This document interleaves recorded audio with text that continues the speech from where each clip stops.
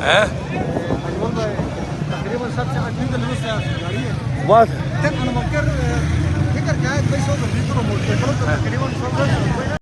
ला इलाहा इल्लल्लाह पाकिस्तान को मतलब क्या ला इलाहा इल्लल्लाह तेरा मेरा रिश्ता क्या ला इलाहा इल्लल्लाह तेरा मेरा रिश्ता क्या ला इलाहा इल्लल्लाह पाकिस्तान जिंदाबाद